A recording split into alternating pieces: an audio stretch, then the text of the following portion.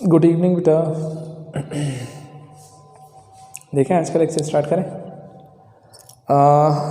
Previous वाला lecture हमारा कौन सा था? इलेक्ट्रोमैग्नेटिक इंडक्शन पे, है ना। इलेक्ट्रोमैग्नेटिक इंडक्शन बेटा हमने लास्ट क्लास में स्टार्ट किया था और मैंने वहाँ पर आपको एक फर्स्ट टॉपिक इंट्रोड्यूस किया था, मैग्नेटिक फ्लक्स, कि एक्चुअल मैग्नेटिक फ्लक्स क्या होता है। उसके बाद हमने बोला था कि यार फैराडेज लॉ पे आएंगे, उसके बाद से कुछ मेन पिक्चर चालू होगा और पार्थ जो डाउट पूछ रहे हैं ना बेटा, वो एक दो दिन में हम लोग आ जाएंगे वो सब चीज़ों पे, ठीक है। इलेक्ट्रिकल सर्किट वगैरह देखेंगे ना, इनका इक्विवेलेंट वगैरह, तो मजा आएगा। अब देखिए कि मैग्नेटिक फ्लक्स, अभी मैं फ्लक्स पे अपन ने देखा था, एक दो प्रॉब्लम करवा देता हूँ और उसके बाद में मैं आगे बढ़ जाता हूँ, है ना। ध्यान से देखिएगा बेटा, प्रॉब्लम में क्या है। फर्स्ट बहुत ईजी है। The magnetic flux linked with the loop of wire with area vector A equals to दिया हुआ है 30 I cap plus 16 J cap plus 23 K cap. Centimetre square उसका यूनिट है बेटा, इज 6 म्यू वेबर, है ना। म्यू मतलब 10 to the power -6 weber. Calculate the magnetic field acting at right angle to the plane of the loop of the wire, है ना, to the plane of the loop of the wire. अब जरा meaning समझिए, मैं आपको समझाता हूँ। Actual में कैसा दिया मालूम है, बहुत सिंपल है बेटा, पॉज करके करना, तुरंत आंसर निकलेगा आपका आंसर। देखिए मान लीजिए ये एक लूप दिया हुआ है, मान लीजिए सर्कुलर लूप है ऐसा। अब हमसे क्या बोला गया, सर इसका एरिया वेक्टर, एरिया वेक्टर मतलब जानते हो सर, एरिया वेक्टर का मतलब होता है जो नॉर्मल है ऐसा, ठीक। तो जो नॉर्मल होता है ना, वही मुझे एरिया वेक्टर बताता है। तो बेटा यदि मैं इसको इसका नॉर्मल बोलने जा रहा हूँ तो ये एरिया, तो पूरा एरिया वेक्टर मतलब कंप्लीट एरिया ही दे दिया उसने मुझे, है ना। तो इक्वल्स टू क्या दे दिया sir, 30 I cap plus 16 J cap plus 23 K cap बनेगा। अब सुनो, एरिया वेक्टर इक्वल टू मैंने बोला 30 I cap plus 16 J cap plus 23 K cap. अगला देखें जरा, सोचिएगा अगली चीज़ क्या बोली उसने आपसे ऐसा बोला है, the calculate the magnetic field acting at right angle to the plane of the loop of the wire. मतलब प्लेन के साथ बोल रहा है बेटा, ध्यान से समझिएगा, ये प्लेन के साथ परपेंडिकुलर है कौन, मैग्नेटिक फील्ड। तो प्लेन यदि मेरा ये है तो इसके परपेंडिकुलर फील्ड आ रही है, मतलब फील्ड लाइंस भी ऐसी जा रही होंगी परपेंडिकुलर। ऐसा इमेजिन करो कि ये प्लेन है और ये ऐसे जा रही लाइन, तो ये जो है ना, ये मुझे कहीं ना कहीं मैग्नेटिक फील्ड बता रहा होगा सर। तो मैंने बोला मैग्नेटिक फील्ड मान लीजिए इस डायरेक्शन में, और ये प्लेन के पैरेलल है। तो जरा सोचना एक चीज़, याद है बेटा हमारा थीटा कौन सा होता था, एंगल वाला। तो हम लोग बोलते थे इन दोनों के बीच का, इन दोनों के बीच का एंगल होता था थीटा, और थीटा की वैल्यू क्या आ रही है, 0 डिग्री सर यहाँ पे, है ना। तो अपन एक काम क्या करें, जरा देखिए, मैं आपको लिख करके बताता हूँ, सॉल्व करके बताता हूँ, ध्यान से देखिएगा सर। फ्लक्स का फॉर्मूला याद करो, फ्लक्स इक्वल टू होता था सर B.S। तो अब S ना लिखते हुए मैं A लिखूँ, एरिया वेक्टर A के टर्म्स में दिया है, ठीक है। तो B.A फॉर्मूला ब्रेक करेंगे तो क्या लिखेंगे sir, BA cos theta. Sir बताएंगे यहाँ पे थीटा कितना होगा, थीटा होता था सर नॉर्मल और मैग्नेटिक फील्ड लाइंस के बीच का एंगल, तो दोनों के बीच का एंगल 0 डिग्री है। तो थीटा की वैल्यू 0 हो गई, तो सर ये बन जाएगा BA cos 0, cos 0 1 हो गया, और ये फ्लक्स आ गया। सर मुझे बताओ B की वैल्यू क्या निकल के आएगी, तो मैं बोलूँगा flux divided by A, area आ गया। मुझे बताओ फ्लक्स की वैल्यू कितनी दी हुई है, फ्लक्स आपको दिया हुआ है 6 म्यू मतलब 6 × 10⁻⁻6 अपॉन A, एरिया। बेटा एरिया वेक्टर दिया हुआ है, मैग्नीट्यूड है यहाँ पे, तो एरिया का मैग्नीट्यूड आप निकाल सकते हो, बिल्कुल सर, √(x² + y² + z², सबको आता है ना सर। अरे बाप रे, 30² + 16² + 23²। अब इसको सॉल्व करिए, मैं तो डायरेक्ट लिखूंगा भैया, तुम्हें आंसर देख के मैं कहाँ से इतना सारा कैलकुलेशन करने जाऊँगा। ले भाई क्वेश्चन कहाँ गया, बहुत नालायक हो बाबा तुम। इसका आंसर आ रहा है बेटा 41 × 10⁻⁴ मीटर स्क्वायर, नहीं 41 सेंटीमीटर स्क्वायर, ठीक। तो बेटा एक्चुअल में इसकी जो वैल्यू निकल के आ रही है वो क्या आ रही है, 41 सेंटीमीटर स्क्वायर, ठीक है। अब सुनो मेरी बात एक चीज़, क्योंकि ये आपको वेबर में दिया है, वेबर बेटा कौन सा है, SI यूनिट, स्टैंडर्ड यूनिट, तो उसमें आपको सेंटीमीटर स्क्वायर में नहीं लिखना पड़ेगा ना, उसको कन्वर्ट करना पड़ेगा आपको मीटर स्क्वायर में। तो 100 से डिवाइड करोगे तो 41 × 10⁻², और उसका स्क्वायर हो रहा होगा, मतलब 41 × 10⁻⁻4, ये एरिया की वैल्यू निकल के आई। सर एरिया इतना आ गया, तो एरिया से यहाँ पे रख दीजिए और डिवाइड कर दीजिए। एरिया की वैल्यू कितनी होगी, 41 × 10⁻⁴। तो बेटा B इक्वल टू निकल के आया 6/41 × 10⁻², और बेटा इस पूरे को कैलकुलेट करने के बाद जो फाइनल रिजल्ट निकल के आ रहा है वो आ रहा है 1.46 इंटू 10⁻³ 1.46 इंटू 10⁻³ टेस्ला। बेटा अभी देखिए इसमें कुछ भी नहीं है यार, ये तो कैलकुलेशन है, तुम आराम से कर सकते हो। ठीक है, तो इस तरीके से आप इसका कैलकुलेशन करो और आंसर ले आओ। तो देखिए बेटा एक सिंपल सा प्रॉब्लम मैंने आपको बताया जो इस तरीके से क्वेश्चन में पूछ सकता था, सिंपल फ्लक्स के बेसिस पे, जो हमने भी पढ़ा है। अभी हमने पढ़ा कहाँ इस चैप्टर में कुछ, फिर भी करवा रहा हूँ, चलेगा, नोट कर लीजिए इसे।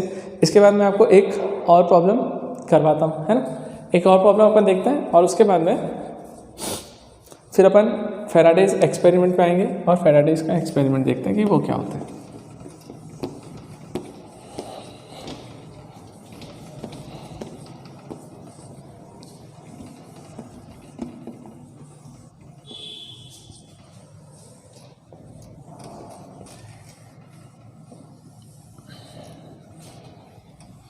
देखिए अगला, देखिए एक और प्रॉब्लम यहाँ पे समझते हैं, है ना, ध्यान देना, ध्यान देना बेटा। इसे एक्स एक्सेस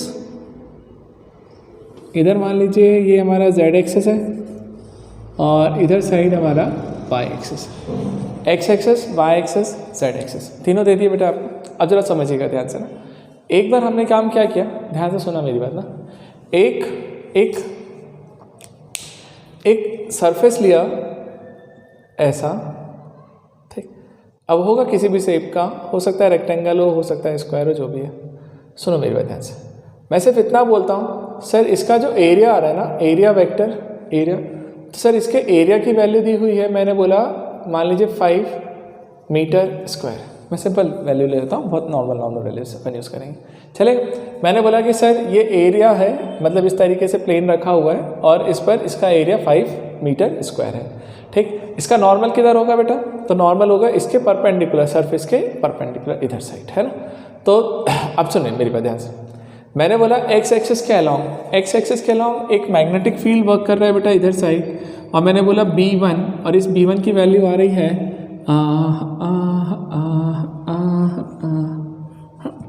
10 टेस्ला, 10 टेस्ला बेटा, 10 टेस्ला का एक B1 इस डायरेक्शन में आया। भैया जी यहाँ से मैंने बोला कि इस डायरेक्शन में नीचे की तरफ B2 वो आ रहा है 7 टेस्ला, ठीक। आप मुझे ये बताओ, इसमें से टोटल कितना फ्लक्स पास होगा। आपको यहाँ पर इसके लिए फ्लक्स कैलकुलेट करना है कि सर फ्लक्स की वैल्यू क्या आएगी। मतलब यदि मान लें मैंने तीनों एक्सेस को परपेंडिकुलर रखा, X Y axis, X axis, Y axis और जेड एक्सेस को तीनों को परपेंडिकुलर रखा हुआ है, उसके अंदर मैंने एक सरफेस रखा और आपको उसका एरिया बता दिया, मैग्नीट्यूड, आपको मैंने उसका B1 बता दिया कि B1 एक फील्ड इधर डायरेक्शन में लग रहा है, B2 इधर लग रहा है, फ्लक्स निकालना है। बोलो भाई क्या करें, मार डालो मुझे, हाँ क्या करें बोलो, निकालें। आइए सिंपल से सोचो, इस वाले केस में यदि मैं फ्लक्स निकालने के लिए जाऊंगा तो कैसे जाऊंगा, ध्यान से सुनना मैंने, X axis, Y axis, X Y plane में मैंने इसको रखा है बेटा। नॉर्मल कौन होता है याद है आपको, देखिएगा ध्यान से, एक्सेस, सर एक्स एक्सेस के अलॉन्ग हमेशा हम लोग यूनिट वेक्टर लेके चलते हैं आई कैप, वाई के अलॉन्ग जाता है तो जे कैप, और जेड के अलॉन्ग जो होता है वो के कैप। सबसे पहले मैं एरिया को वेक्टर फॉर्म में रिप्रेजेंट करूंगा। सर एरिया वेक्टर क्या होगा, तो मैं बोलूँगा area equal to magnitude of area into direction of area. Sir magnitude तो 5 ही आ रहा है भैया, हाँ तो मैंने बोला हाँ जी, और डायरेक्शन क्या आ रहा है सर, इस प्लेन के परपेंडिकुलर, तो इसके परपेंडिकुलर ये बाहर की तरफ ऐसा, तो इसके परपेंडिकुलर ये वाला आ रहा है ना, और ये डायरेक्शन कौन सा है जरा सोचो बेटा, ये जो जेड है ना, एक्चुअल में ये जेड यहाँ पर है, तो प्लस के कैप जो दे रहा है ना इधर साइड दे रहा है, तो ये जो फील्ड है वो ये वाली है, तो इसका जो डायरेक्शन है वो z का ही डायरेक्शन है ना, मतलब मैं क्या लिख सकता हूँ k कैप। तो मैंने बोला एरिया कितना हो रहा होगा 5 k कैप। अगला बताइए, एरिया तो निकाला, B1 वेक्टर, सोचो B1 वेक्टर कितना आ रहा है सर, x एक्सिस के अलॉन्ग जा रहा है, आई कैप लगेगा और मैग्नीट्यूड 10 है। B2 वेक्टर, B2 की वैल्यू कितनी आ रही है सर 7 यूनिट, और डाउन जा रहा है नीचे, वाई पे नेगेटिव की तरफ जा रहा है, नेगेटिव, तो माइनस जे कैप, तो माइनस जे कैप। और अब यदि मैं दोनों को ऐड कर दूं बी नेट, तो मुझे बताना सर क्या आएगा, तो मैं बोलूँगा B1 प्लस B2, ऐसे ही ऐड करते हो ना रिजल्टेंट। तो मैंने B नेट निकाला बेटा, और B नेट की वैल्यू क्या आ गई बताओ, B1 मतलब 10i cap minus 7j cap, और ये मेरे पास B नेट निकल के आया कि सर नेट मैग्नेटिक फील्ड उस पर इतना है, नेट एरिया उसका ये है। ठीक, अब एरिया आ गया, मैग्नेटिक फील्ड आ गया, क्या करेंगे बोलो, फॉर्मूला लगाएंगे। सर फ्लक्स स्केलर क्वांटिटी है, डॉट प्रोडक्ट से आता है, याद रखिएगा। क्या आएगा sir, B dot A area. तो सर B की वैल्यू बताओ, B क्या है, B नेट, तो sir 10i cap minus 7j cap dot area vector sir 5k cap. Meaning बताओ सर, i के वाला तो है ही नहीं, जीरो हो जाएगा, j के वाला भी नहीं है, जीरो हो जाएगा, k के वाला इधर नहीं है तो जीरो हो जाएगा, फाइनल डॉट प्रोडक्ट जीरो। तो फ्लक्स बाबू आपके जीरो हो गए। तो फ्लक्स कितना आ गया, जीरो। मतलब इस कंडीशन में क्या हो गया भैया जी कि वहाँ पे फ्लक्स पास ही नहीं हो रहा है। और इमेजिन करके देखो तो तुमको लगेगा, क्यों, सोचना ना बेटा, इधर वाला फ्लक्स इधर जा रहा है, ये नीचे जा रहा है, मतलब देख एक इस डायरेक्शन में जा रहा है, एक इस डायरेक्शन में जा रहा है, प्लेन ऐसा रखा है, तो इसके अंदर से परपेंडिकुलर निकलने वाला फ्लक्स तो है ही नहीं ना यहाँ पे, तो फ्लक्स जीरो हो गया। क्लियर है? चलो एक केस मैंने ये समझाया, दूसरा देखो यहीं कहीं अपन दूसरा वाला केस निकालते हैं और उसमें भी अपन समझ के ख़त्म करते हैं उसे। बताना बेटा, यदि मान ले इसी में मैं दूसरा केस ऐसा बनाता, सेम चीज़ को इधर है ना, अब बेटा उस प्लेन को अपन ऐसा रख लेते हैं सपोज, क्या ठीक, और मैग्नीट्यूड अभी भी वही है। नॉर्मल कौन सा है बेटा, ये नॉर्मल वेक्टर है, इसका एरिया वेक्टर, ठीक। अब मुझे बताओ, अब बताओ मैग्नीट्यूड कितना है बेटा, वही सेम वैल्यू 5 ले रहा हूँ। अब मुझे बताओगे सर एरिया वेक्टर डिफाइन कर देते हैं, कर दे भाई। एरिया वेक्टर क्या होगा बताना मुझे मेरे लिए, तो मैं बोलता हूँ sir area vector equal to उसका मैग्नीट्यूड तो 5 है, बट ये जा किधर रहा है, एक्स एक्सिस के अलॉन्ग जा रहा है, मतलब आई कैप, तो 5 आई कैप, ये एरिया वेक्टर निकला। दूसरा B1 B2, बेटा B1 अभी भी उतना ही जा रहा है, इसी डायरेक्शन में जा रहा है, B1 की वैल्यू 10 टेस्ला, और इधर साइड नीचे जा रहा है B2 इक्वल टू 7 टेस्ला। अब बता बेटा इन दोनों का B1 और B2 तो सेम ही है, B नेट निकालने जाएंगे तो B नेट की वैल्यू भी वही आएगी जो यहाँ पे आई थी, सर 10 आई कैप माइनस 7 जे कैप। अब flux B net dot area, sir B net की वैल्यू 10 आई कैप माइनस 7 जे कैप डॉट 5 आई कैप।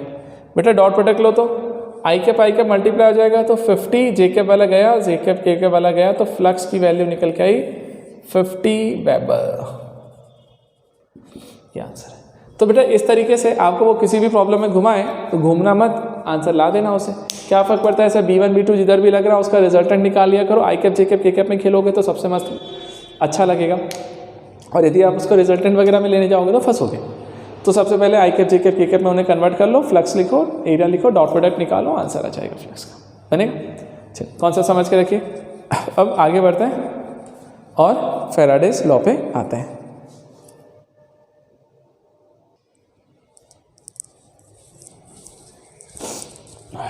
चलिए अब बताते बेटा फैराडेज का एक्सपेरिमेंट देखते हैं। फैराडेज एक्सपेरिमेंट देखो और उसके बाद में फिर अपन फैराडे लॉ पे आएंगे। अब फैराडेज लॉ पे आएंगे तो जैसे ही वो फैराडेज लॉ आ गया फिर कल से फिर केसेस चालू हो जाएंगे हमारे अच्छे वाले।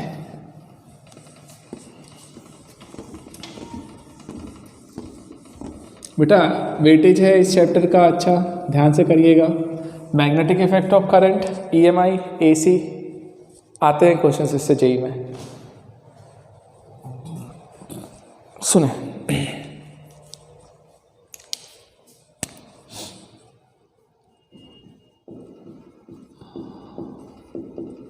बेटा फैराडेज एक्सपेरिमेंट, अब ये क्या था ध्यान से जरा हम लोग समझते हैं, है ना। सुनिए ध्यान देना बेटा, एक चीज मैंने आपको एक चीज बताया था, इलेक्ट्रोमैग्नेटिक इंडक्शन में मेनली हम लोग क्या कर रहे थे, है ना। सोचिएगा मैंने आपसे बोला था जो sir magnetic effect of current था, जस्ट उसका अपोजिट इफेक्ट हम लोग कहीं ना कहीं देखने की कोशिश करते हैं इस वाले चैप्टर में। जब हम मैग्नेटिक इफेक्ट ऑफ करंट में थे, हमने क्या बोला था मालूम है? हमने ऐसा बोला था, सोच के देखना, कि एक वायर था और उस वायर में से यदि मैं करंट को फ्लो करवाऊँ, किसी एक वायर में से मैं करंट को फ्लो करवाऊँ तो उसके अराउंड एक मैग्नेटिक फील्ड प्रोड्यूस होता था। मतलब मैं करंट के थ्रू, इलेक्ट्रिक फील्ड के थ्रू मैग्नेटिक फील्ड को प्रोड्यूस करके लेके आता था। मतलब मैं इनपुट में उन्हें इलेक्ट्रिक फील्ड देता था, आउटपुट में मुझे मैग्नेटिक फील्ड मिलता था, है ना। अब यहाँ पर मेरा मेन टारगेट क्या मालूम है? सबसे पहले फैराडे बाबा ने ही सोचा था इसके बारे में कि क्या यदि मैं मैग्नेटिक इफेक्ट ऑफ करंट की बात करता हूँ कि करंट फ्लो करवा के मैं मैग्नेटिक फील्ड बना सकता हूँ, तो क्या मैग्नेटिक फील्ड की हेल्प से मैं करंट को प्रोड्यूस कर सकता हूँ? और ये जो जस्ट रिवर्स वाला प्रोसेस था ना, वो किसने सोचा था? फैराडे ने। तो फैराडे ने जब ये चीज़ सोची ना, तो उसने कुछ एक्सपेरिमेंट मारे, इसके ऊपर एक एक्सपेरिमेंट किया और कुछ 2-3 स्टेप 4-5 स्टेप के बाद जा करके उसको एक रिजल्ट मिला। देख, उसने एक्सपेरिमेंट तो बहुत अब किया होगा, फाइनल जब जो कंक्लूजन निकला ना, मैं वो चीज़ की बात कर रहा हूँ। तो ध्यान से समझिएगा कि भैया उसका एक्सपेरिमेंट था क्या, करना क्या चाहता था। देखो ध्यान से समझो, एक चीज़ सोचो, उसने ये चीज़ सोचा कि सर इनपुट में मैग्नेटिक फील्ड दूँ। बेटा मैग्नेटिक फील्ड किसके पास हो सकती है? कहाँ से मैग्नेटिक फील्ड ला सकते हो? सर एक मैग्नेट के थ्रू। यदि मैं एक मैग्नेट की हेल्प से कुछ चेंजेस वगैरह करूँ तो वो मैग्नेटिक फील्ड बना करके दे सकता है ना मुझे। हाँ, तो मैग्नेटिक फील्ड मुझे मैग्नेट की हेल्प से मिल जाएगा, है, और करंट मुझे चाहिए। तो देखो बेटा उसने किया क्या, ध्यान से समझना, पूरा एक्सपेरिमेंट समझो, ये चीज़ समझ में आएगा तो फिर इसके लॉज समझ में आएंगे कि लॉज में क्या था। अब ध्यान से देखना बेटा, सबसे पहला काम उसने ऐसा किया, एक कॉइल लिया बेटा यहाँ से इस तरीके से, और यहाँ पर उसने एक गैल्वेनोमीटर लगा दिया डिफ्लेक्शंस के लिए, और यहाँ से बेटा एक कॉइल ली और इस कॉइल को इसने इससे कनेक्ट कर दिया। ठीक, अब सुनो मेरी बात ध्यान से, ये गैल्वेनोमीटर है तो इसका जो डिफ्लेक्शन करंट आएगा वो IG की वैल्यू होगी, उसको हम यहाँ पे लिखते हुए जाएंगे। अब देखो बेटा उसने क्या किया, उसने ऐसा सोचा कि सर एक कॉइल है मेरे पास, ये कॉइल है ना, कॉइल मीन्स क्या हो गया, एक कॉपर वायर लिया, सर्कुलर फॉर्म में लपेट दो, तो एक कॉइल का काम कर सकता है ये। अब सुनो मेरी बात ध्यान से, नींद में लग रहा हूँ ना मैं, नशे में, दवाई खा के बैठा हुआ हूँ, मुझे नींद आ रहा है, मैं गिर ना पड़ जाऊँ। देखना ध्यान से देखना, समझो। यहाँ से क्या है बेटा, ये IG है बेटा, ये IG मेरे लिए क्या मालूम है, ये गैल्वेनोमीटर में से जो करंट फ्लो हो रहा है ना, वो वाला करंट है। अब जरा सोचना बेटा, ये कॉइल लगाया था उसने, अब इस कॉइल में से अब वो चाहता क्या था, वो चाहता था कि सर मैग्नेटिक फील्ड के थ्रू क्या करंट आ जाएगा, तो उसने वही काम किया। उसने क्या किया मालूम है, यहाँ पे लिया और यहाँ पे जा करके उसने एक मैग्नेट को रख दिया यहाँ पे, और ये मैग्नेट लिया, bar magnet, north pole south pole. अब होगा क्या, आपको पता है ना बेटा, कि यदि मैं यहाँ से देखने के लिए जाऊँ तो मैं देखूंगा, नोटिस करूंगा कि इसमें से कुछ ना कुछ फील्ड लाइंस निकल रही होंगी। एक काम करें बेटा, इतना बड़ा सर्किट क्यों बनाए, इसको हम ज़्यादा ईजी तरीके से देखता है, इतना बड़ा कॉइल क्यों बना करके मैं तुम्हें परेशान करूँ, तुम्हें जो समझ में आए वही करें ना अपन, ज़्यादा इतना क्यों करना। देखो सिंपल तरीके से चलता है, देखिए मैंने एक ही कॉइल लिया ऐसा, ये कॉइल है बेटा, है ना, और इस कॉइल में जा करके मैंने यहाँ पर एक गैल्वेनोमीटर लगा दिया, ऐसा चलेगा। और ये जो गैल्वेनोमीटर है ना, वो मुझे करंट बता रहा होगा कि यदि इस कॉइल में से कुछ करंट फ्लो हो रहा होगा तो उसकी वैल्यू बता देगा। तो बेटा एक चीज़ ध्यान रखिएगा, जिस कॉइल को आपने यहाँ पे कनेक्ट किया है ना, रखा है, उस कॉइल में कोई भी मैंने वोल्टेज सोर्स या करंट सोर्स नहीं लगाया, नहीं तो वो वोल्टेज सोर्स या करंट सोर्स के कारण से करंट फ्लो हो सकता था, तो मैंने कुछ नहीं लगाया। तो फैराडे ने वहाँ पे कुछ भी चीज़ नहीं लगाया, सिर्फ एक गैल्वेनोमीटर लगा दिया वायर के बीच में जा करके। अच्छा, क्लोज लूप इसलिए किया कि करंट यदि फ्लो करवाना चाहता है तो करंट क्लोज लूप में ही फ्लो होता है, तो क्लोज लूप बना करके उसके अंदर एक गैल्वेनोमीटर लगाया कि यदि डिफ्लेक्शन आएगा, करंट यदि फ्लो हो रहा होगा तो बेटा यहाँ पर ये डिफ्लेक्ट हो जाएगा, है ना। तो देखिए नोटिस क्या किया उसने मालूम है, अब मैग्नेटिक फील्ड प्रोड्यूस करने के लिए उसने यहाँ पे कॉइल रख दी, मतलब मैग्नेट रखा। अब बेटा एक से देखिए, मैग्नेट से क्या होता है, मैग्नेट से मैग्नेटिक फील्ड लाइन्स निकलती हैं। जो मैग्नेटिक फील्ड लाइन्स यहाँ से निकलेंगी वो कहाँ जाएंगी, उसके दिमाग में यही आया कि जो मैग्नेटिक फील्ड लाइन्स है यदि मैं उसको कॉइल में से पास करवाऊँ, तो उसने ये काम किया, देखो यहाँ से कुछ मैग्नेटिक फील्ड लाइन्स इस तरीके से निकली यहाँ से, है ना, ऐसे। तो बेटा इस तरीके से मैग्नेटिक फील्ड लाइन निकल रही होगी। अच्छा, कुछ होंगी जो सर यहाँ से ऊपर निकल गई होगी, नहीं गई उसमें से, यहाँ से बाहर निकल गई, है ना। तो उसने क्या नोटिस किया, उसने ऐसा काम किया कि सर यहाँ पर मैग्नेट रखा, तो मैग्नेट से कुछ फील्ड लाइंस होंगी जो इस कॉइल में से पास हो रही होंगी। तो अब उसको ऐसा लगा कि यदि मैं कॉइल में से मैग्नेटिक फील्ड लाइंस को पास करवा दूँ तो करंट आ गया होगा। और उसने फिर क्या किया, देखो मैग्नेट को यहाँ रखा, यहाँ से फील्ड लाइंस कुछ पास हो रही होंगी, ऐसा उसका अजम्पशन था और रियल में होती है। और यहाँ पर उसने नोटिस किया कि करंट कितना आ रहा है, तो सर उसको जो रिजल्ट मिला ना वो करंट मिला 0। मतलब इस वाली कंडीशन में उसको ऐसा लगा कि सर वहाँ पे कुछ भी करंट फ्लो नहीं हो रहा है। क्यों नहीं हो रहा मालूम है? क्योंकि मैंने यहाँ पे मैग्नेट को अभी रेस्ट पे रखा था, इसको भी मैंने रेस्ट पे रखा था, दोनों को रेस्ट पे रखा, उसको लगा कुछ भी नहीं हुआ। ठीक है, अगला देख, अगला केस क्या किया उसने। अगले केस में अब उसके दिमाग में आया, साइंटिस्ट था ना भैया, सोच इनकी बीवियों के क्या हाल होते होंगे ना, हर चीज़ में लगा देते होंगे फिजिक्स, बेचारी।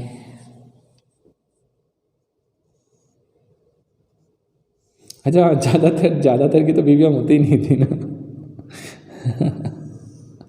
देखें, इसलिए ये नॉर्थ पोल, ये साउथ पोल। सुनो बेटा ध्यान से, क्या बोला अभी भी, अब कुछ तो गड़बड़ करना है ना। उसने एक गड़बड़ किया, क्या किया सर, इस मैग्नेट को यहाँ पे एक v वेलोसिटी से वो इस डायरेक्शन में ले जा रहा है, और वहीं पर जो कॉइल था सर, कॉइल को भी v वेलोसिटी से इसी डायरेक्शन में ले जा रहा है। अब दोनों जगह दोनों सेम वेलोसिटी से एक डायरेक्शन में जाने लग गए। मतलब उसको क्या लगा, ध्यान से सुनना, कि सर यदि दोनों रेस्ट पे थे तो भाई कुछ भी नहीं हुआ, तो अगली बार में क्या किया, दोनों को लेकर के घूमने लग गया, ऐसे दौड़ने लग गया। अब यदि दोनों को सेम वेलोसिटी से लेकर के दौड़ने लग जाए वो, तो अभी भी नोटिस उसने ये किया कि यार कोई चेंज नहीं आ रहा है, मतलब अभी भी कोई करंट फ्लो यहाँ से नहीं हुआ, क्योंकि दोनों सेम वेलोसिटी से सेम डायरेक्शन में जा रहे हैं। तो अभी भी क्या हो रहा है मालूम है, जरा सोचना सर, यहाँ से जो फील्ड लाइंस निकल रही होंगी कॉइल से, है ना, तो बेटा जितनी भी कॉइल से फील्ड लाइंस जा रही थी वो उतनी ही जाएंगी ना। क्यों? क्योंकि हर जगह पे जाकर के गैप सेम बना हुआ है, तो जितनी फील्ड लाइंस पास हो रही थी अभी भी उतनी ही फील्ड लाइंस पास हो रही हैं। और हमने नोटिस किया कि सर अभी भी उसमें से करंट फ्लो नहीं हुआ। अब एक बार इधर साइड दौड़ाया, नहीं हुआ, अगली बार देख, मैं सारे केसेस बना रहा हूँ, थोड़ा सा बोरिंग हो जाएगा लेकिन समझ लो बच्चों के हिसाब से, आप गलत नहीं करोगे कभी।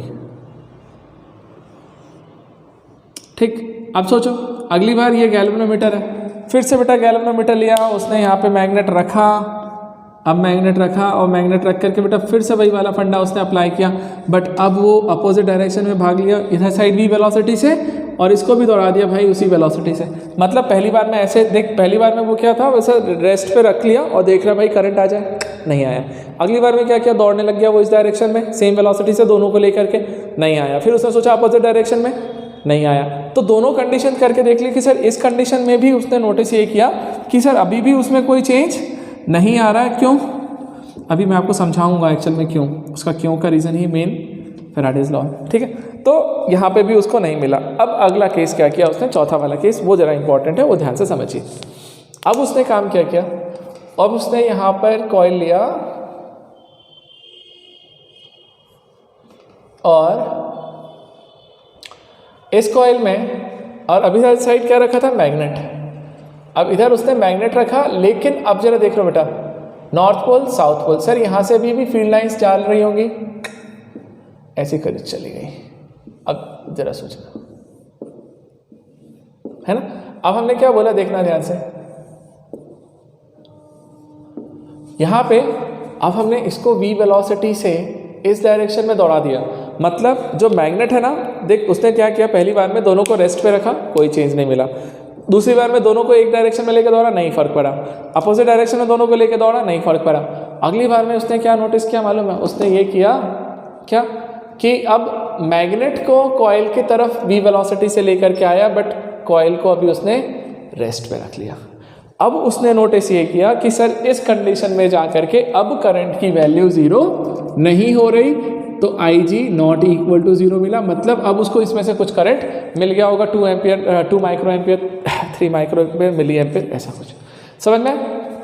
तो उसने अब ये नोटिस किया कि सर इस वाली केस में जाकर के मुझे अब करंट मिलना स्टार्ट हुआ, मतलब अब उसका कॉन्सेप्ट कहीं ना कहीं आ गया कि हाँ यार देख सर ये मैग्नेटिक फील्ड था ना, इसके मैग्नेटिक फील्ड ने करंट को प्रोड्यूस करके दे दिया। ठीक है, चलो इस डायरेक्शन में करंट फ्लो हुआ होगा, है ना। अब जरा सुनना मेरी बात ध्यान से। तो ये जो करंट फ्लो हुआ ना, सुनते चलेगा, मैं लिखूंगा नहीं इस चीज़ को। जब इसमें करंट फ्लो हुआ तो किसी ना किसी डायरेक्शन में तो हो रहा होगा ना। मान ले बेटा कि वो किस डायरेक्शन में फ्लो हुआ, क्लॉकवाइज। सपोज करो कि क्लॉकवाइज डायरेक्शन में करंट फ्लो हो गया, करंट इंड्यूस हो गया, इसमें करंट आ गया इसके अंदर, है ना। अब सुनो मेरी बात ध्यान से। एक्चुअल में जो ये करंट यहाँ पर आया है ना, उसको ही हम लोग यहाँ पे क्या बोलते हैं बेटा, इंड्यूस्ड करंट। मीनिंग समझिएगा, फिर बाद में और क्या समझाता हूँ। उसको ही हम लोग क्या बोलते हैं, इंड्यूस्ड करंट। इंड्यूस का मतलब क्या होता है पता है, जो था नहीं। इंडक्शन इफेक्ट आपने पढ़ा था, याद करो, मैंने आपको फिजिक्स में पढ़ाया था। फिजिक्स ही तो पढ़ाता हूँ मैं नहीं रे, मैथ्स भी पढ़ाता हूँ, बुला देते हो तुम याद है, चार्जिंग मेथड देखा था हमने, है ना। फ्रिक्शन मेथड देखा था, और वहाँ पर इंडक्शन मेथड देखा था। इंडक्शन में क्या बोलते थे, हमने बोला था ना, एक के बगल में दूसरे को लेकर के जा, इसका इफेक्ट खुद ब खुद इसमें आ जाता था, और वो कुछ चीज़ प्रोड्यूस करके दे देता था, इंड्यूस करके देता था। मतलब एक्चुअल में उसके पास चार्ज नहीं होता था, लेकिन उसके पास लेके जाता था तो उस पर एक चार्ज आ जाता था। उसी को तो इंडक्शन इफेक्ट बोलते हैं। तो इंड्यूस मतलब क्या, वो मालूम है। एक्चुअल में सोचना बेटा, इस कॉइल में क्या तुमने कोई सोर्स लगाया था करंट का? मैं बोलता हूँ नहीं भैया, मैंने कुछ नहीं लगाया था, मैंने तो सिर्फ गैल्वेनोमीटर लगाया था। तो जब मैंने इसमें करंट का कोई बैटरी नहीं लगाया तो इसमें करंट फ्लो नहीं होना चाहिए था, लेकिन करंट फ्लो हो गया। क्यों हुआ? इस मैग्नेट के कारण। इस मैग्नेट के कारण से यहाँ पर एक करंट आ गया कहीं से, तो वो इंड्यूस हुआ है। इसके इफेक्ट के कारण से इसमें इंड्यूस हुआ है। अब क्यों हुआ वो आपको समझ में आ जाएगा। बट ये जो करंट आया है ना, जो पहले से पिक्चर में नहीं था, बाद में आया है, उसे ही हम लोग यहाँ पे क्या बोलते हैं, induced current. Induced current, clear है। और सुनो मेरी भैया, एक चीज़ आपको याद है, एक ईएमएफ होता था, इलेक्ट्रोमोटिव फोर्स। मैंने आपको समझाया था इलेक्ट्रोमोटिव फोर्स और वोल्टेज वगैरह में डिफरेंस वगैरह, है ना। अब जरा सुनो मेरी बात। जो ईएमएफ होता था ना, इलेक्ट्रोमोटिव फोर्स, उसको भी हम लोग क्या बोलते थे मालूम है? वो भी तो वोल्टेज ही था ना। और हम लोग क्या बोलते हैं बताए, यदि कहीं पर वोल्टेज सोर्स है तो उसमें से करंट फ्लो होगा ना। तो सोचना बेटा एक चीज़, यहाँ पे यही लॉजिक उसने लगाया। उसने बोला कि भाई यदि इसके अंदर करंट आ गया है, तो करंट आ गया है तो उसका अपना एक रेजिस्टेंस होगा, करंट इनटू रेजिस्टेंस, मतलब उसका पास वोल्टेज भी होगा ही होगा, पोटेंशियल भी होगा। तो हमने बोला कि यदि मान लो इसके अंदर करंट इंड्यूस हुआ तो उसको मैंने इंड्यूस्ड करंट बोला। तो बेटा वैसे ही कि वैसे ही उस करंट से पहले वहाँ पर एक वोल्टेज भी डेवलप हुआ होगा। पहले वोल्टेज बना होगा, देन उसके बाद करंट फ्लो हुआ होगा। तो वो जो वोल्टेज आया है ना, जो इस चेंज के कारण से प्रोड्यूस हुआ है यहाँ पे वोल्टेज, उस वोल्टेज को बोलते हैं इंड्यूस्ड। इंड्यूस क्यों लगाया? क्योंकि भाई इसके चेंज के कारण आया है। Induced EMF, induced EMF, induced electromotive force. तो बेटा देखिए दो चीजें आ रही हैं यहाँ पर। एक टर्म आ रहा है इंड्यूस्ड करंट, ध्यान से समझ के रखिए, और दूसरा आ रहा है इंड्यूस्ड ईएमएफ। और इंड्यूस्ड ईएमएफ का मतलब जानते हो, इलेक्ट्रोमोटिव फोर्स। तो एक इंड्यूस्ड करंट और एक इंड्यूस्ड ईएमएफ आपको यहाँ पे मिलेगा, समझ में। तो बेटा यहाँ से मैंने वो टर्म डिफाइन किया कि इंड्यूस्ड का मतलब क्या होता है। इंड्यूस्ड का मतलब क्या है, जो इस चेंज के कारण से यहाँ पर इफेक्ट आपको देखने को मिल रहा है, प्रोड्यूस हुआ है, उसको हमने इंड्यूस्ड बोला। तो इंड्यूस्ड करंट और इंड्यूस्ड ईएमएफ। अब सुनो मेरी बात, अभी क्या किया सर, वो v वेलोसिटी से इस डायरेक्शन में गया, तो उसने देखा कि क्लॉकवाइज डायरेक्शन में मान लीजिए इंड्यूस्ड करंट आ गया, है ना। तो अगली बार उसने क्या किया, देखो अगला लॉजिक देखना।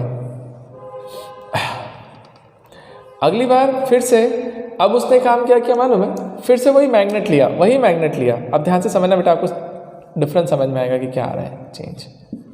North pole south pole, sir field lines चल रही थी, हाँ जी ठीक है। अब सुनो मेरी बात ध्यान से, ऐसे।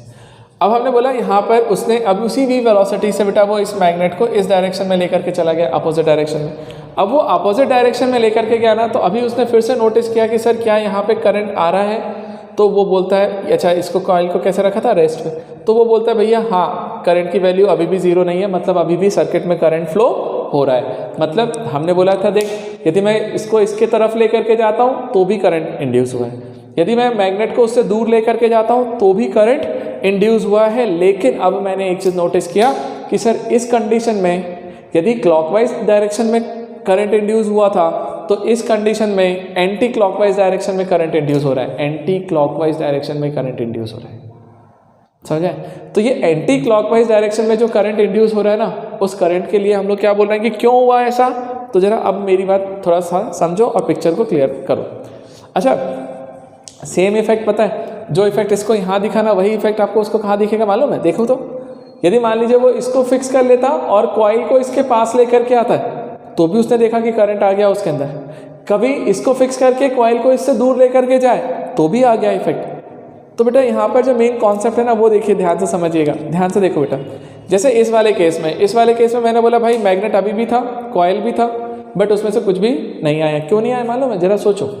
सर यदि मैं इस मैग्नेट को यहाँ रखा हूँ तो इससे जो नंबर ऑफ फील्ड लाइंस इस कॉइल में से पास हो रही हैं, कितनी हो रही हैं? तो मैंने काउंट किया बेटा 1 2 3 4 फील्ड लाइंस यहाँ से पास हो रही, जितनी मैंने बनाई है, ऐसे तो बहुत सारी होती हैं, बट मैंने बोला 4 नंबर ऑफ फील्ड लाइंस यहाँ से पास हो रही हैं। तो मैंने बोला कि यार number of field lines change नहीं हो रही, मतलब जो मैग्नेटिक फील्ड है ना वो इसमें से पास तो हो रहा है। और हमने क्या बोला था कल? Flux, magnetic flux, number of field lines passing through any cross sectional area is called flux. तो मैंने बोला भैया यहाँ पर जो फ्लक्स है ना, फ्लक्स मतलब total number of field lines, तो नंबर ऑफ फील्ड लाइंस कितनी आ रही है? 4।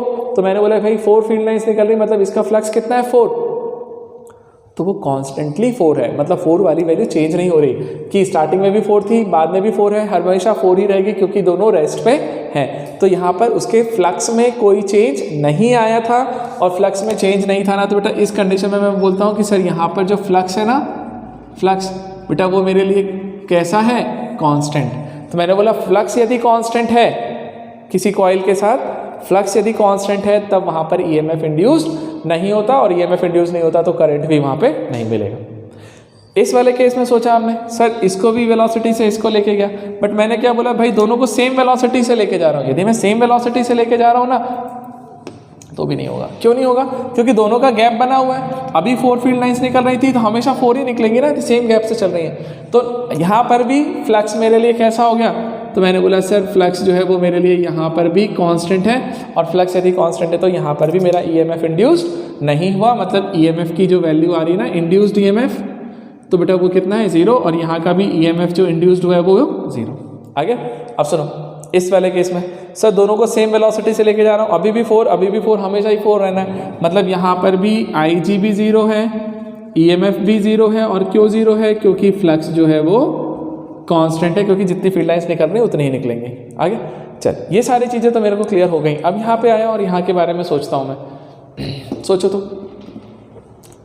कि यहाँ पर इंड्यूस्ड करंट की बात करने जाए तो कैसे आएगा, जरा इफेक्ट देखो बेटा। हमने बोला ये मैग्नेट है, ये कॉइल है, कॉइल से मैग्नेट के तरफ लेके गया, तो देख रहे बेटा एक चीज़, अभी कितनी फील्ड लाइंस निकल रही है? 6 स्टार्टिंग में। अब जरा सोचना, जो फील्ड लाइंस बाहर से निकल रही थी वो इसलिए क्योंकि यहाँ से ऊपर निकल गई, बट जब ये वेलोसिटी से इधर जाएगा ना पास, तो जो फील्ड लाइंस बाहर निकल गई थी ना वो भी अब शायद इस कॉइल के अंदर से जाने लग जाएंगे। तो अब हमको क्या मिलता है बताए? कंटिन्यूसली उसका फ्लक्स चेंज होने लग जाता है। मतलब अभी फील्ड लाइन 6 थी, 7 होगी, 8 9 10 11 12, तो जितना ज़्यादा चेंज होता जाएगा किसमें? फ्लक्स में।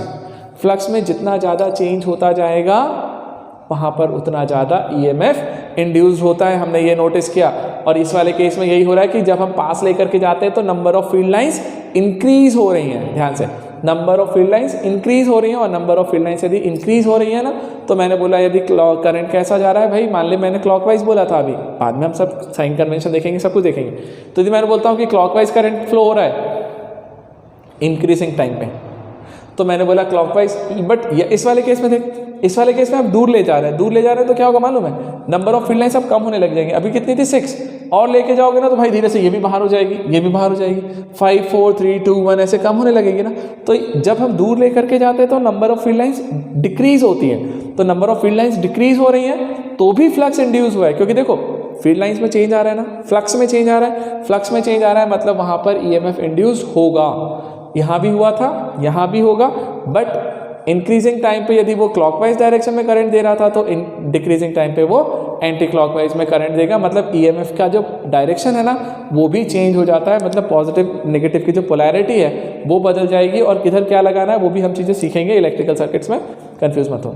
क्लियर है, ये चीज़ है। तो देखो फाइनल रिजल्ट क्या निकल के आया मालूम है। अच्छा अभी भी बेटा जैसे इन दोनों को एक साथ ले जा रहे थे तो मैंने बोला हमेशा जीरो, तो हमेशा जीरो नहीं होता। यदि मान ले मैं इसको बोलता हूँ 10 की वेलोसिटी से जा रहा हूँ, इसको 7 की वेलोसिटी से, 10 और 7 से लेकर के जा रहे हो ना, आपको यहाँ पे करंट मिल जाएगा। क्यों? क्योंकि दोनों में एक रिलेटिव वेलोसिटी आ जाएगी। अभी रिलेटिव वेलोसिटी जीरो है, इसमें रिलेटिव वेलोसिटी जीरो। तो अब हम लोग क्या बोलते हैं पता है, याद रखिएगा, जब भी एक कॉइल और एक मैग्नेट के बीच में रिलेटिव मोशन होगा, यहाँ पर रिलेटिव मोशन था ही नहीं, जीरो था, यहाँ पे भी रिलेटिव मोशन जीरो है क्योंकि दोनों की v है तो v माइनस वी जीरो, यहाँ भी v माइनस वी जीरो। तो रिलेटिव मोशन यदि होगा ना, एक के रिलेटिव दूसरे की पोजीशन यदि चेंज हो रही होगी, तब मैं बोलूँगा कि वहाँ पे फ्लक्स इंड्यूस होगा। तो वहाँ पर जो है ना, वहाँ पे फ्लक्स इंड्यूस होता है, बाकी टाइम पे फ्लक्स इंड्यूस फ्लक्स में चेंजेस होते हैं, तो वहाँ पर ईएमएफ इंड्यूस होता है, अदरवाइज ईएमएफ इंड्यूस नहीं होगा। और ये रूल मुझे किसने दिया? फैराडेज एक्सपेरिमेंट के थ्रू। और अब फैराडे ने इन सारी चीज़ों को ध्यान में रखते हुए उसने कुछ लॉज बनाए हैं दो। अब वो दोनों लॉज क्या है मैं आपको लिखता हूँ पॉज करके, आप जरा इसे समझ के रखो, दिमाग में क्लियर रखो, तो आपको लॉज भी क्लियर हो जाएंगे। क्लियर है बेटा? मैं साइड करता हूँ, एक बार नोट कर लीजिए।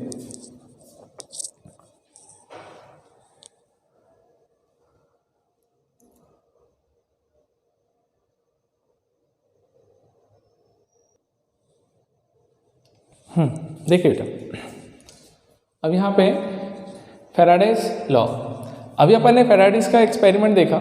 एक्सपेरिमेंट में हमने ये देखा कि यार एक्चुअल में क्या क्या चीज़ें हुई, उसके साथ कैसा क्या हुआ। अब उन सारी चीज़ों को देख करके उसका जो एक्सपेरिमेंट था उसने कुछ लॉज बनाए, दो लॉ दिए बेटा यहाँ पे, फर्स्ट लॉ सेकेंड लॉ, है ना। फर्स्ट लॉ को मैंने दो पार्ट में लिखा है, ए और बी में, चाहे तो एक साथ ही आप बोल सकते हैं, उससे कोई दिक्कत नहीं है। क्या बोला फर्स्ट वाले लॉ में? सबसे पहले ये समझिए, whenever magnetic flux link with a circuit, circuit मतलब कोई वही लूप जो हमारी बात हो रही थी, तो whenever magnetic flux linked with a circuit changes induced EMF is produced. मतलब हम लोग ऐसा बोलते हैं कि बेटा यदि मैग्नेटिक फ्लक्स जो लिंक होता है ना आपके सर्किट के साथ या लूप के साथ, वो यदि आप चेंजेस करोगे उसमें, तो मैग्नेटिक फ्लक्स में यदि चेंजेस करोगे तो सर वहाँ पर ईएमएफ प्रोड्यूस होगा। तो हमने बोला सर वहाँ पर ईएमएफ प्रोड्यूस होता है, तो हम कब की बात कर रहे होते हैं? यदि हम लोग बोलते हैं कि मैग्नेटिक फ्लक्स में यदि हम लोग चेंजेस करेंगे तो वहाँ पर ईएमएफ भी प्रोड्यूस होगा। ठीक है। दूसरा क्या बोला? The EMF induced EMF last as long as the change in the magnetic flux changes. जरा समझिएगा, इसका मीनिंग समझना। इसने आपसे क्या बोला बेटा? ओवरऑल जो फर्स्ट लॉ का स्टेटमेंट है वो समझाता हूँ मैं आपको। उसने आपसे ऐसा बोला है कि जब आप एक कॉइल के साथ लिंक फ्लक्स मतलब total number of field lines कितनी निकल रही, मान लें 100 थी, तो वो फ्लक्स था, तो उसके फ्लक्स में जब तक आप चेंजेस करेंगे, जब आप चेंजेस करते हो, तो फ्लक्स में जब चेंजेस करोगे ना, तो उसके कारण से एक ईएमएफ इंड्यूस्ड होता है। हमने देखा था अभी कि जब उसको पास ला रहे थे, दूर ले जा रहे थे, तो नंबर ऑफ फील्ड लाइंस बदल रही थी, मतलब फ्लक्स चेंज हो रहा था, तो ईएमएफ इंड्यूस हुआ था। हाँ, अब बात आती सर ये इंड्यूस्ड ईएमएफ कब तक रहेगा? जब तक उसमें चेंजेस चलते रहेंगे, फ्लक्स में जब तक चेंजेस होता रहेगा तब तक ईएमएफ इंड्यूस्ड होता रहेगा। और जैसे ही फ्लक्स में चेंजेस कांस्टेंट हुआ, ईएमएफ भी जीरो हो जाएगा। मतलब कैसे? समझो मेरी बात, ध्यान से समझना। जैसे समझना, ये एक कॉइल है, ये मैग्नेट है, मैग्नेट को और कॉइल को, ये 10 की स्पीड से, ये 7 की स्पीड से चल रहा है, ऐसा। तो भैया ये फास्ट जा रहा होगा, ये कम आ रहा है ना, तो यहाँ पर अभी ईएमएफ इंड्यूस हो रहा है क्योंकि इनके बीच में रिलेटिव मोशन है।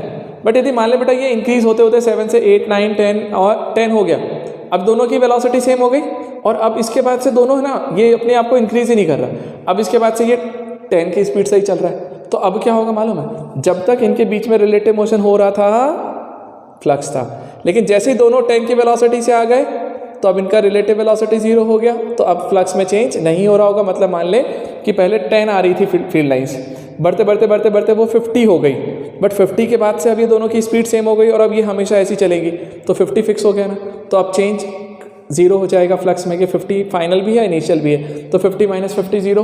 तो फ्लक्स यदि जीरो हो गया, फ्लक्स में चेंजेस जीरो हो गया, तो बेटा वहाँ पर ईएमएफ रुक जाएगा, ईएमएफ जो इंड्यूस हुआ था ना वो जीरो हो जाता है। समझ में? तो इसका स्टेटमेंट का मतलब यही था कि whenever magnetic flux link with a circuit changes, induced EMF is produced, the induced EMF last as long as the change in the magnetic flux changes.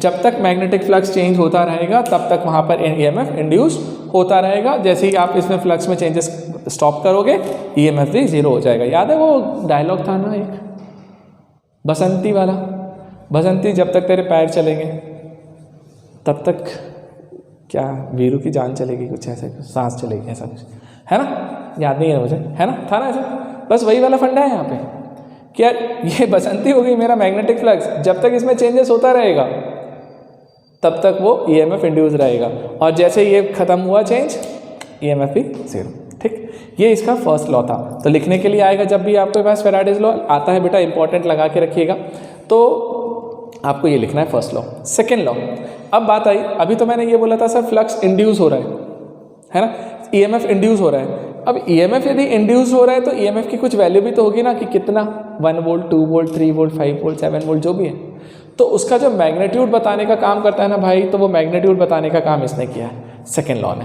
क्या बोला उसने, देखिए ध्यान से, the magnitude of induced EMF is directly proportional to rate of change of magnetic flux linked with the circuit. The magnitude of induced EMF is directly proportional to the rate of change of magnetic flux linked with the circuit. Meaning समझो बेटा ध्यान से, मान लीजिए मैंने समझाता हूँ, मैं आपको पूरा क्लियर करता हूँ यहाँ पे ना, ध्यान से समझ रहा। मान लो बेटा जो कॉइल था उसमें इनिशियली फ्लक्स ∅1 फ्लो हो रहा था, है ना, मतलब कुछ फील्ड लाइन्स यहाँ से निकल रही होंगी मैग्नेट के कारण से, ये ∅1 था। फाइनली जब इसको मैं इसके पास लेकर के जा रहा हूँ तो फाइनल वाला जो फ्लक्स है वो ∅2 हो गया, और कितने टाइम में हुआ, तो मैंने बोला t टाइम में। समझ रहा मेरी बात बेटा, जब t 0 था तब यहाँ पे ∅1 फ्लक्स निकल रहा था, मान लो 10 निकल रहा था, फिर मैंने 5 सेकंड का टाइम दिया, तो आफ्टर 5 सेकंड जो है यहाँ से 20 निकलने लग गए, तो 20 मेरा फाइनल फ्लक्स हो गया। तो मैंने बोला इनिशियल फ्लक्स ∅1, फाइनल फ्लक्स ∅2, और इनके बीच का टाइम इंटरवल कितना है t, कि t टाइम में बेटा ∅1 से ∅2 मेरा फ्लक्स हो गया। तो ज़रा बताओ अब, यदि मेरा फ्लक्स ∅1 से ∅2 t टाइम में हो रहा है, तो rate of change of linear momentum बोल रहा हूँ, बताओ rate of change of magnetic flux क्या आएगा, निकाले बेटा, बताइए तो सर, रेट ऑफ चेंज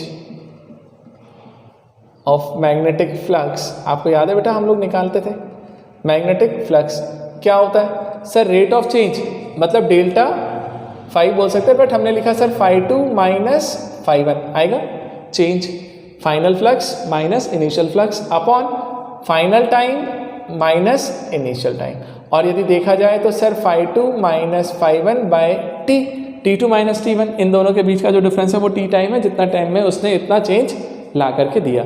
तो बेटा rate of change of magnetic flux जो आ रहा है ना, वो मेरे लिए क्या आ गया, ∅2 माइनस ∅1 बाय t। अब इसने क्या बोला मालूम है, देखो इसने ये बोला कि जो EMF इंड्यूस्ड हो रहा है ना बेटा, वो डायरेक्टली प्रोपोर्शनल है इसके। तो मैंने बोला induced EMF is directly proportional to rate of change of magnetic flux. बेटा रेट की बात होती है तो टाइम के रिस्पेक्ट में याद रखिएगा। तो हमने क्या लिखा सर, ∅2 माइनस ∅1 बाय t के डायरेक्टली प्रोपोर्शनल है। बेटा EMF को, इंड्यूस्ड EMF को यहाँ पर स्मॉल e से रिप्रेजेंट करते हैं जनरली, तो याद रखिएगा E is proportional to sir ∅2 minus ∅1 by t। आ गया ना। आइए एक और चीज़ रखें बेटा, यहाँ पर E जब आप प्रोपोर्शनैलिटी का साइन हटाने जाते हो तो एक कांस्टेंट लाते हैं, तो बेटा हम लोग यहाँ बोलते हैं -k, एक माइनस साइन लगता है, फिर हमने k लिखा, और अब हमने क्या लिखा सर ∅2 माइनस ∅1 बाय t। और जब हम इसके लिए देखने जाते हैं ना, तो यहाँ पर k की वैल्यू याद रखिएगा, k कितना होता है 1, तो k की वैल्यू यदि 1 रख दूँ तो EMF इक्वल टू क्या है sir, minus ∅2 minus ∅1 by t। अब सुनो मेरी बात, थोड़ा सा चेंज करते हैं, या सोच ∅2 माइनस ∅1 को क्या मैं ऐसा लिख सकता हूँ, E इक्वल टू माइनस, बेटा माइनस का मीनिंग क्या है मैं समझाता हूँ, माइनस के ऊपर पूरा एक लेंज लॉ है, मैं आपको समझाऊंगा, इसलिए मैं माइनस को अभी फोकस नहीं कर रहा ना, अभी मैं सिर्फ आपको वैल्यूज निकाल के बता रहा हूँ।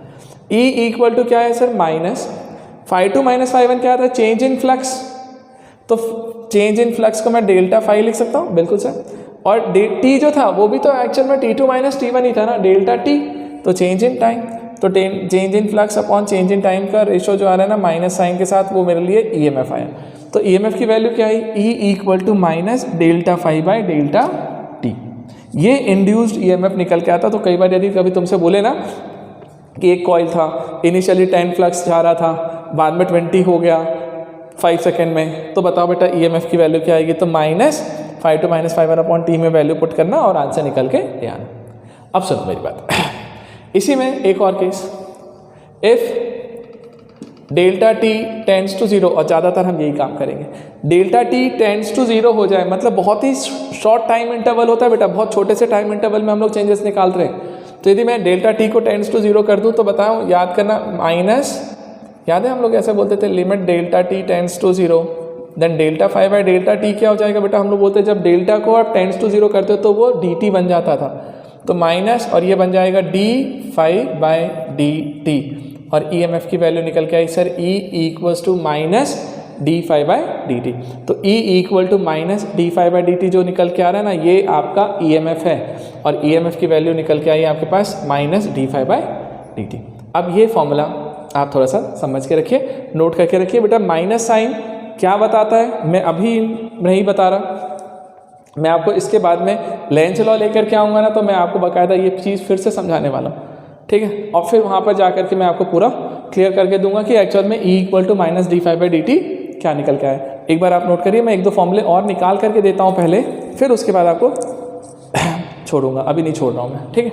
आइए, जैसे ये E हो गया ना, अब जरा सोच तो बेटा एक चीज़ ध्यान देना, सर यदि मैंने E एक फॉर्मूला वहाँ पर बनाया तो दूसरा देख एक चीज़ ये भी बना सकता था क्या, मैं क्या करता मालूम है, बताना। तो यदि कोई तुमसे बोले कि बताओ उसमें से कितना करंट फ्लो हो रहा है, कितना करंट फ्लो हो रहा है, किस में से बेटा, कॉइल में से, तो एक चीज़ बताना, क्या कॉइल का अपना एक रेजिस्टेंस होगा, हाँ सर है, तो कॉइल का रेजिस्टेंस है तो E तो वोल्टेज है ना बेटा, EMF, तो R इंटू आई लिख सकता हूँ, हाँ जी R इंटू आई, तो R इंटू आई लिख दूँ तो I मेरे लिए इंड्यूस्ड करंट, R उसका रेजिस्टेंस, तो रेजिस्टेंस इंटू इंड्यूस्ड करंट करेंगे तो इंड्यूस्ड वोल्टेज आएगा, तो ये इंड्यूस्ड EMF है बेटा, याद रखिएगा, ये इंड्यूस्ड EMF निकला, तो मैं बोलता हूँ इंड्यूस्ड करंट कितना निकलेगा, RI, इसको मैंने RI लिखा equal to minus d5 by D T, तो बेटा I इक्वल टू क्या हो जाएगा, minus 1 by R d5 by D T, और minus 1 by R d5 by D T आप इस फॉर्मूले से भी